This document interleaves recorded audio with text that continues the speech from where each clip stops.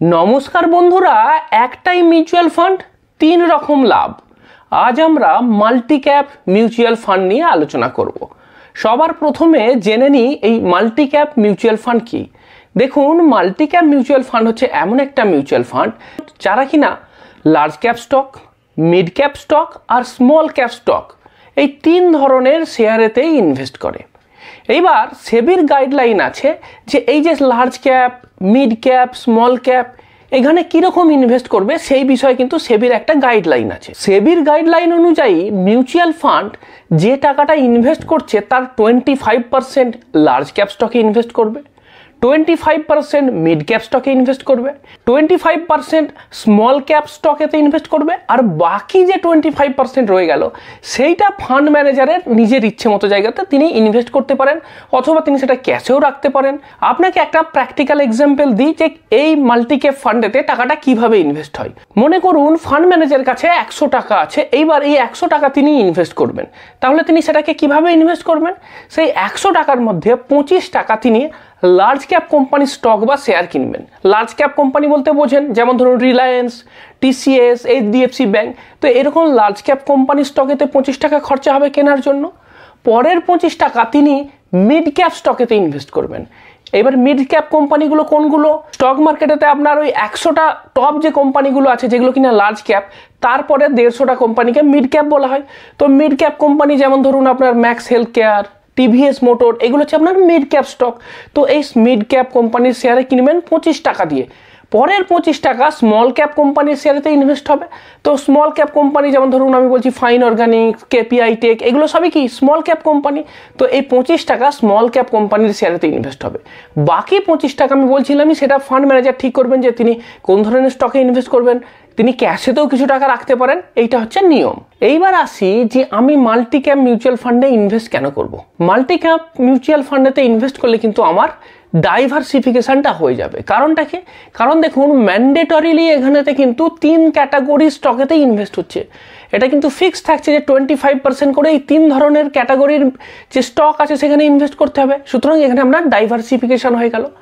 2 নম্বর, আপনি যে large cap যে পোর্শনটা আছে সেইখানে তো যখন ইনভেস্ট করছেন সেটা কিন্তু আপনার মিউচুয়াল ফান্ডকে স্টেবিলিটি দেবে, এবং যেটা আপনার স্মল এবং মিড ক্যাপেতে যেটা ইনভেস্ট করছেন সেইটাতে কিন্তু গ্রোথ হবার চান্স বেশি। কারণ স্মল কিংবা মিড ক্যাপ যে স্টকগুলো আছে তাদের শেয়ার প্রাইসে গ্রোথ হবার চান্স বেশি থাকছে। সুতরাং এখানে কিন্তু গ্রোথ অপরচুনিটিটাও থাকছে। এরপরে আসছে প্রফেশনাল ফান্ড ম্যানেজমেন্ট, যেটা কিনা যে কোনো ধরনের মিউচুয়াল ফান্ডের ক্ষেত্রেই প্রযোজ্য, যে যিনি ফান্ড ম্যানেজার আছেন তিনি প্রফেশনালি সেটাকে ম্যানেজ করছেন। আর এই ধরনের মিউচুয়াল ফান্ডগুলো কিন্তু লম্বা সময়ে বিনিয়োগের উপযুক্ত। কারণ আপনি বুঝতেই পাচ্ছেন যে এখানে কিন্তু স্মল ক্যাপ কিংবা মিড ক্যাপ কোম্পানির শেয়ারেতেও ইনভেস্ট হবে। সুতরাং এটা কিন্তু খুব ভোলাটাইল। সুতরাং আপনাকে সময় দিতে হবে, অ্যাটলিস্ট 6-7 বছর যদি আপনার ইনভেস্টমেন্ট পিরিয়ড থাকে তাহলে কিন্তু এখানে ইনভেস্ট করা যাবে।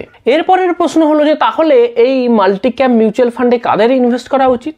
দেখুন, এই ধরনের মিউচুয়াল ফান্ডে তারাই ইনভেস্ট করবেন যারা রিস্ক নিতে ইচ্ছুক। অ্যাটলিস্ট যাদের মডারেট কিংবা হাই রিস্ক নেবার ক্ষমতা আছে তারাই কিন্তু এখানে ইনভেস্ট করবেন। 2 নম্বর, যদি আপনার ইনভেস্টমেন্ট টেনিওর 7+ ইয়ার্স হয়, মানে 7 বছর বা তার বেশি হয়, তাহলেই আপনি এখানে ইনভেস্ট করবেন। 3 নম্বর হচ্ছে যে যারা চান যে ফান্ড ম্যানেজার তাদের পোর্টফোলিওটাকে রিব্যালেন্স করে দেবেন, মানে কোন ধরনের স্টকেতে কতটা ইনভেস্ট হবে, লার্জ ক্যাপে কতটা হবে, মিড ক্যাপে কতটা হবে, তারা এখানেতে ইনভেস্ট করতে পারেন। এরপর আসি এই ধরনের মিউচুয়াল ফান্ডে ইনভেস্টমেন্টের অ্যাডভান্টেজ। এটা জানা কিন্তু খুব জরুরি। প্রথম অ্যাডভান্টেজ যেটা, সেটা হচ্ছে বেটার রিস্ক অ্যাডজাস্টেড রিটার্ন।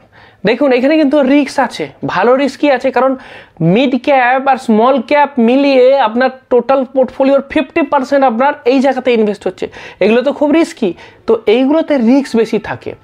আবার স্মল আর মিড ক্যাপের ক্ষেত্রে কিন্তু আপনার রিটার্নটাও বেশি দেওয়ার পোটেনশিয়াল থাকে। তাহলে কি হচ্ছে, বেটার রিস্ক অ্যাডজাস্টেড রিটার্ন, মানে রিস্কও বেশি, রিটার্নও বেশি পাওয়ার সম্ভাবনা থাকছে। 2 নম্বর, automatic rebalancing between market caps. মানে আপনি বুঝতেই পাচ্ছেন যে এখানে তো বিভিন্ন ধরনের বা বিভিন্ন সাইজের মার্কেট ক্যাপেতে ইনভেস্ট হচ্ছে, এবং সেটা অটোমেটিক রিব্যালেন্সিং তো হচ্ছেই। কারণ দেখুন, স্মল আর মিড ক্যাপে সবসময় কিন্তু আপনার 50% থাকছেই, আর বাকি 25% যেটা থেকে যাচ্ছে সেইটা আপনার ফান্ড ম্যানেজার ঠিক করবেন যে কোন ধরনের ক্যাপেতে দেবো। বাকি 25% লার্জ ক্যাপে দেবো নাকি মিড ক্যাপে দেবো, সেটা সেই সময় মার্কেট কন্ডিশনের উপর ডিপেন্ড করবে। তিন নম্বর হচ্ছে সিম্পলিফাইড পোর্টফোলিও। দেখুন, যদি আপনি মিউচুয়াল ফান্ডের পোর্টফোলিও বানাতে চান তাহলে সেক্ষেত্রে আপনাকে large cap mutual fund, small cap mutual fund, mid cap mutual fund, এরকম আলাদা মিউচুয়াল ফান্ডেতে সেপারেটলি ইনভেস্ট করতে হবে। এখানে কি হচ্ছে যে মিউচুয়াল ফান্ড একটাই, তার মধ্যেই আপনার large cap, mid cap, small cap সব ইনভেস্ট আছে। মানে একটা মিউচুয়াল ফান্ডেতে ইনভেস্ট করেই আপনি কিন্তু বাকি সমস্ত অ্যাডভান্টেজগুলো পেয়ে যেতে পারবেন।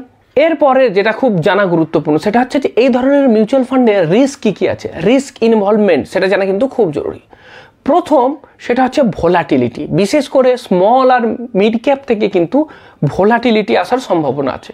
আপনার টোটাল পোর্টফোলিওর 50% স্মল আর মিড ক্যাপেতে ইনভেস্ট হচ্ছে, সুতরাং সেখান থেকে কিন্তু ভোলাটিলিটি আসবে।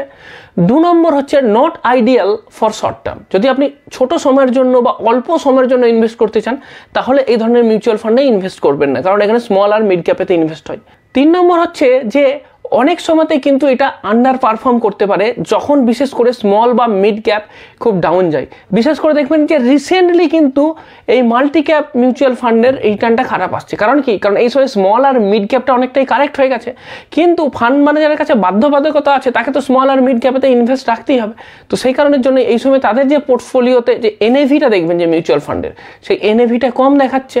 এইবার আসি এই ক্যাটাগরির মিউচুয়াল ফান্ড সম্বন্ধে। কিছু এক্সাম্পল আপনাকে দিই যে মিউচুয়াল ফান্ডগুলো ভালো পারফর্ম করেছে। এই ক্যাটাগরির মিউচুয়াল ফান্ডের মধ্যে যে মিউচুয়াল ফান্ডগুলো থাকছে তার মধ্যে কতগুলোর নাম আপনাকে আমি এক্সাম্পল হিসাবে দিচ্ছি, দেখানোর জন্য যে তারা কীরকম পারফর্ম করেছে। প্রথম হচ্ছে ICICI Prudential multi cap fund. এটা এই ক্যাটাগরির একটা বড় ফান্ড। এই ফান্ডের যদি আপনি রিটার্ন দেখেন তাহলে দেখতে পাবেন যে 1 বছরেতে 9.18%, 2 বছরে দেখুন অ্যানুয়ালাইজ রিটার্ন কত 28.13%, 3 বছরে আসছে 21.01%, 5 বছরে 27.43% আর 10 বছরে 15.48%। অ্যাক্রস দ্য টেনিওর দেখতে পাবেন যে এই ফান্ডটা কিন্তু ভালো পারফর্ম করেছে। এই ক্যাটাগরির একটা এটা নামকরা ফান্ড। 2 নম্বর হচ্ছে Nipon India multi cap fund. এটাও খুব নামকরা ফান্ড। এই ফান্ডে দেখুন কীরকম রিটার্ন এসছে। 1 বছরে আসছে আপনার 5.62%। দেখুন 1 বছরে কিন্তু কম, তার কারণ কি এই স্মল আর মিড ক্যাপে কিন্তু কারেক্ট হয়ে যাওয়ার জন্য 1 বছরে কম দেখাচ্ছে। কিন্তু যদি আপনি 2 বছর দেখেন তাহলে দেখুন 28.45%, 3 বছরে হচ্ছে 23.40%, 5 বছরে দেখুন 32.08%। তাহলে দেখুন 1 বছরে কিন্তু রিটার্ন কম এলেও আপনি যদি বেশির দিকে দেখেন 5 বছর বা 10 বছর, যেটা আমাদের প্রধান লক্ষ্য, সেই সময়তে কিন্তু এই ফান্ড ভালো পারফর্ম করেছে।